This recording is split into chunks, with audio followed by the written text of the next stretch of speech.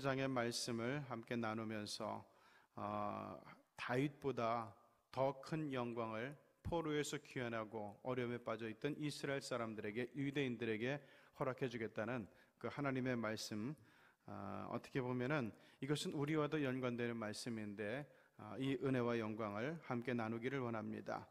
사실상 오늘의 말씀은 선뜻 이해하기 어려운 축복의 약속을 담고 있어요.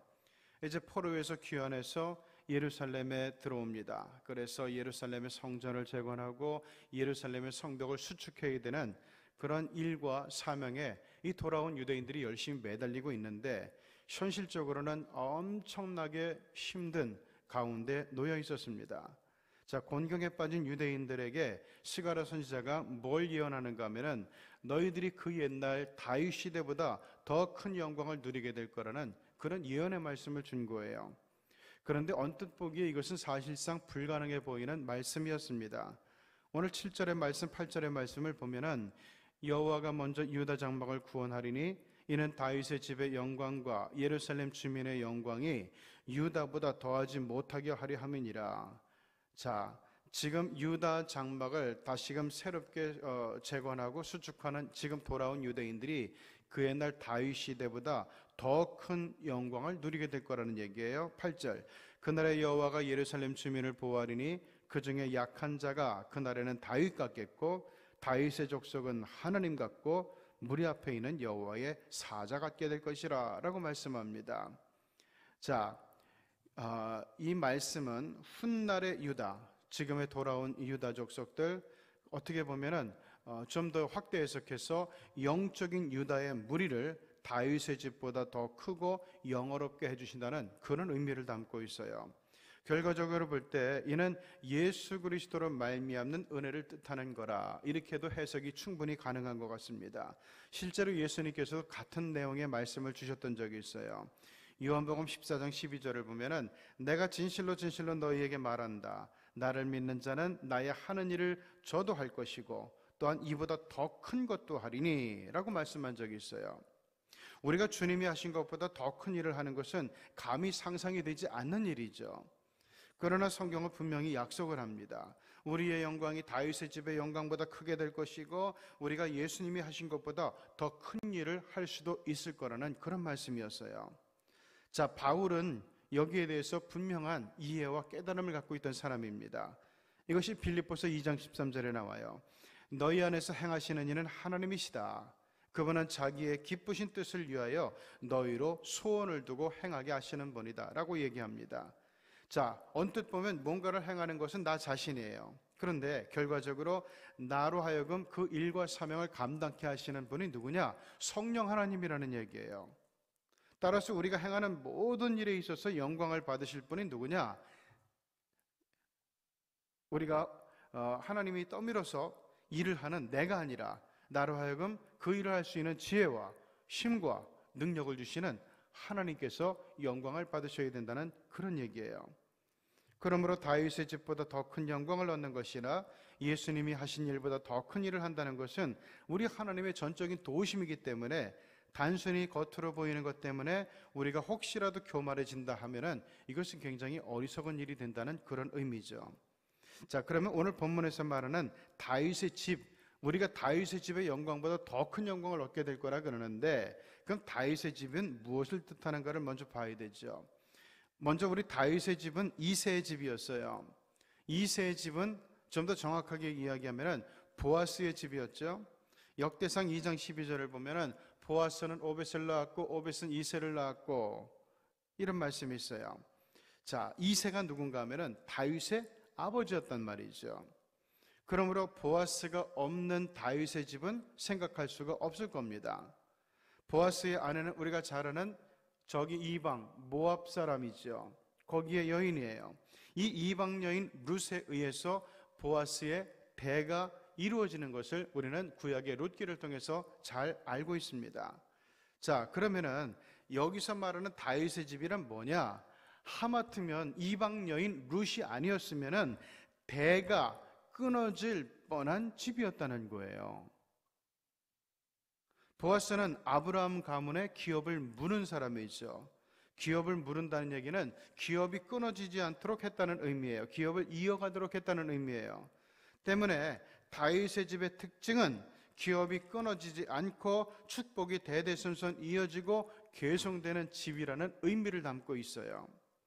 그러므로 이 다윗의 집의 축복은 오늘날 하나님의 은혜 가운데 살아가는 우리들, 그것을 사모하며 살아가는 우리들에게도 꼭 필요한 축복이다 하는 것을 기억해야 돼요. 두 번째, 다윗의 집은 훌륭한 왕의 가문이었죠. 다윗은 원래 직업이 양치기입니다. 목자예요. 목동이에요. 들에서 양을 치는 평범한 목동 출신이 아버지조차도 에이, 얘는 이스라엘의 왕 될 자격이 없는 애 같아요 하면서 사무엘에게 이야기했듯이, 자, 이런 다윗이 이스라엘의 왕이 되는 것은 정말로 특별한 은혜라고 이야기하지 않을 수 없어요. 그럼 하나님은 왜 아버지께서 보기에도 평범해 보이는 왕의 제목이 아니라고 여기는 목동 다윗을 이스라엘의 왕으로 삼으셨던 걸까? 양을 치면서 보여준 다윗의 성실함을 하나님께서 보셨고 하나님께서 인정하셨기 때문에 그래요.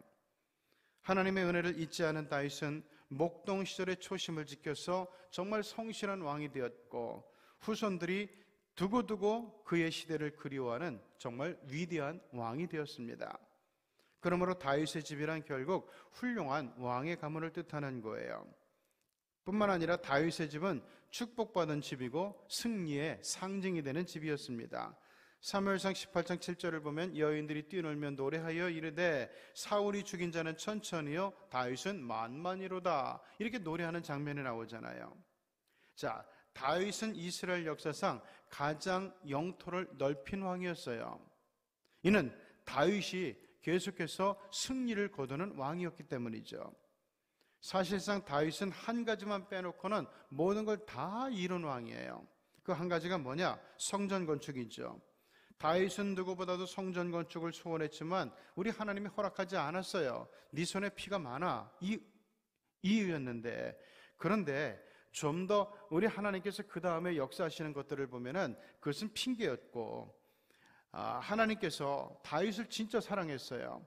그래서 다윗뿐만 아니라 그의 아들 대에도 다윗과 같은 축복을 주려고 작정하고 예약해 두셨는데, 그래서 그 아들에게 그 영광스러운 성전 건축의 일을 맡긴 거예요.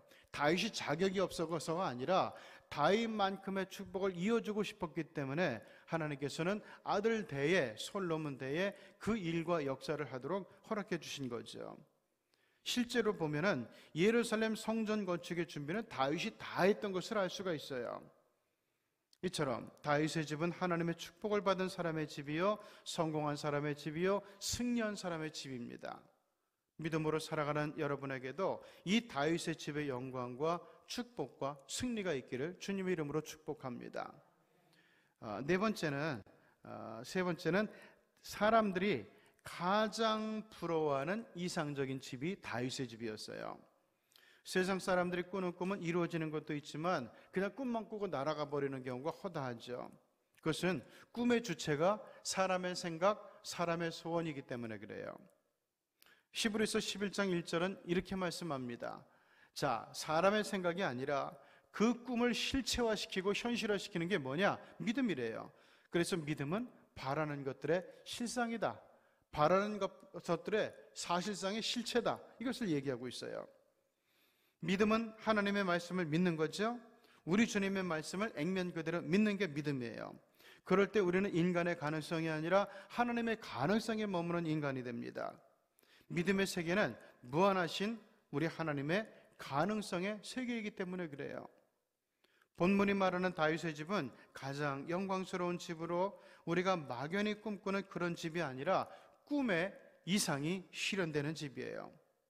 그런데 우리가 가진 믿음은 그런 다윗의 집의 영화를 넘어선다는 얘기예요. 그리스도인은 다윗의 집보다 더 큰 영광을 사모할 수 있고 사모해야 돼요. 그 믿음 속에서 다윗의 영광을 넘어설 수 있다는 말씀이기 때문에 그래요. 이게 바로 하나님께서 오늘 우리들에게 주시는 축복의 말씀이고 또한 비전의 말씀이에요. 7절 8절 다시 봅니다. 여호와가 먼저 유다 장막을 구원하리니 이는 다윗의 집의 영광과 예루살렘 주민의 영광이 유다보다 더하지 못하게 하려 함이니라. 그날에 여호와가 예루살렘 주민을 보호하리니 그 중에 약한 자가 그날에는 다윗 같겠고 다윗 족속은 하나님 같고 무리 앞에 있는 여호와의 사자 같을 것이라. 본문의 배경을 기반으로 해서 말하자면 이런 얘기예요. 첫 번째, 하나님께서 모든 대적으로부터 예루살렘을 구원하실 때 예루살렘 주민은 모든 대적을 물리치고 그곳에 평화로이 거하게 될 거라는 것. 두 번째, 나아가서 하나님은 회복시켜 주신 예루살렘 주민의 영광을 이전에 다윗의 가문의 영광보다 더 크게 해주신다는 약속이죠. 이는 과거에 가장 화려하고 부강했던 다윗의 시대보다 앞으로 더 큰 복을 내려서 후대의 유다 백성으로 하여금 그걸 다 누리게 하겠다는 약속이에요. 이는 하나님께서 유다 백성에게 베푸신 구원의 은혜가 과거에 베푸신 은총보다 더 커지고 더 풍성해질 거라는 그런 약속이에요. 자, 그런데 여러분, 성경에서 우리가 구약 성경이 왜 중요한가 하면은 구약 성경은 이스라엘의 역사 이렇게 치부해버리면 볼 필요도 없어요. 그런데 우리는 구약 성경 속에서 계속해서 이어지는 예수 그리스도의 예언을 보게 되죠. 그런데 그것뿐만 아니라 예수 그리스도를 통해서 또한 온 열방 가운데 이루어지게 될 구원의 사실을 우리는 구약 속에서 본단 말이에요. 그러니까 구약의 은혜의 스펙트럼, 구약의 축복의 스펙트럼 가운데 우리가 들어있는 거예요. 그렇기 때문에 구약이 의미 있고 이 구약의 약속이 우리들에게도 들어와 적용될 수 있는 거죠. 그래서 이 성경에서 예언하는 약속의 스펙트럼은 역사의 종말까지 계속 쭉 뻗어나가는 특징이 있어요. 때문에 본문에서 말씀하는 하나님의 구원과 축복의 약속은 오늘날 우리 주님 안에서 우리를 비롯한 모든 그리스도인들이 누리게 될 복을 의미하는 거예요. 하나님은 오늘 우리들이 과거 다윗의 집보다 더 큰 영광을 누리게 하기 위하여 우리를 향한 기가 막힌 아이디어를 갖고 계세요. 그건 하나님의 특별한 지혜예요.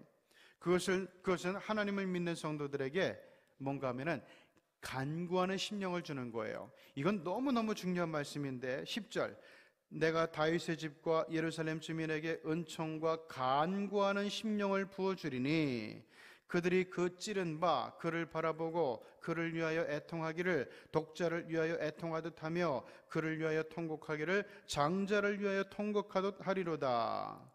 하나님께서 우리에게 간구하는 심령을 주신대요. 우리로 하여금 간절한 마음으로 기도하게 하심으로 독자를 잃은 사람처럼 애통하는 심령으로 기도하게 하심으로 우리에게 다윗의 집보다 더 큰 영광을 주시겠다는 그런 내용이에요.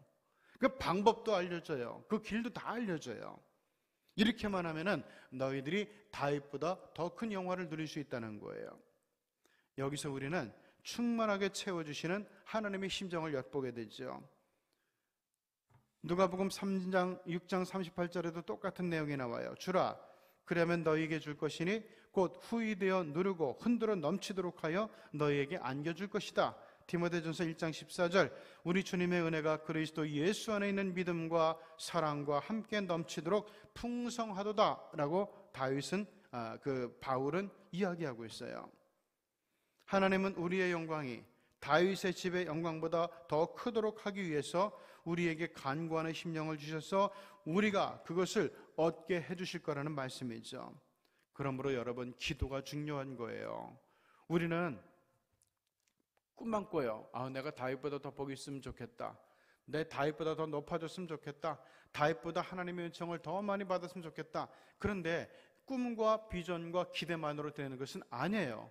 이것은 하나님께서 우리에게 주신 지혜, 즉 간구하는 심령으로 된다고 오늘 성경은 분명히 이야기하고 있어요. 때문에 기도가 중요한 거고 기도가 우리의 보물과 같은 거예요. 오늘 이 말씀을 그냥 흘려보내지 말고 모두들 다윗의 집의 영광보다 더 큰 은혜를 사모하는 저와 여러분이 되기를 바랍니다. 하나님은 우리가 기대하는 것만큼 복을 주세요. 기대하지 않으면 상황은 달라지지 않아요. 하나님의 가능성이 제로에 머물기 때문에 기대하고 꿈꾸고 간구하는 심령으로 우리가 믿음으로 나아가게 될 때 우리가 꿈꾸는 것이 하나님의 가능성의 세계 속에서 열려지는 거예요. 하나님은 우리가 기도할 수 있도록 돕기까지 하시면서 우리에게 다윗 이상의 영광을 주기를 원한다고 오늘 성경은 얘기합니다. 이 하나님을 믿는다면 기대해야 되고 기대한다면 기도해야 돼요. 다윗 이상의 승리의 삶, 다윗 이상의 성공의 삶, 다윗 이상의 축복의 삶을 주기를 원하는 것이 하나님의 마음임을 오늘 스가랴 12장에서 우리는 분명히 보고 읽고 또한 깨달았어요. 오늘 이후로 이 말씀을 받고 간직하는 여러분들에게 말씀의 약속이 실상이 되고 현실이 되는 은혜가 있기를 주님의 이름으로 축원합니다. 기도하시겠습니다. 하나님 아버지, 오늘 스가랴 12장의 말씀을 보니까 이 말씀 안에 담긴 약속이 얼마나 크고 얼마나 은혜가 되고 얼마나 감격이 있는지 모르겠습니다. 돌아온 귀환한 유다 백성들, 지치고 핍절한 그들에게 야, 너희들 약한 소리 하지 마. 너희들 스스로 절망하고 무너지고 의심하고 낙심하지 좀 마라. 너희들의 영광이 옛날 너희들이 그렇게 흠모하고 사모하던 다윗의 집의 영광보다 더 크게 해줄 것이다 라고 하나님께서 말씀하고 있습니다. 그런데 그 약속의 말씀을 영적인 유다무리인 우리들에게도 하나님께서 똑같이 해주셨다는 사실을 예수님의 말씀을 통해서 우리가 또한 알게 되었습니다. 거룩하신 하나님 아버지, 이 기대, 정말 하나님을 믿는 믿음은 기대하는 것인데 이 기대 속에서 하나님 기대와 꿈에 멈추지 말고 간절한 심령으로 간구하는 가운데서 하나님 아버지, 하나님께서 우리에게 주심하고 약속하시는 것, 그리고 주기를 원하시는 것, 그것을 반드시 꼭 우리의 가문과 우리의 집이 누릴 수 있도록 다윗의 영광보다 커지고 다윗의 승리보다, 다윗의 축복보다 더 커지는 역사가, 은총이 우리의 삶 가운데 실상이 되도록 오늘도 지치지 않는 믿음으로 기도하며 우리의 미래를 펼쳐나가는 우리 새벽의 성도들이 되게 하여 주시옵소서. 예수님의 이름으로 기도드리옵나이다. 아멘.